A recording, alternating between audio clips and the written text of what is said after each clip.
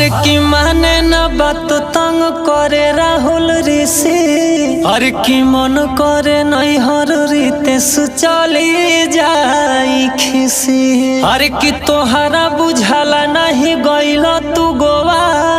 अरे मांगो तवे शशि रोज खाए खाती खोआ।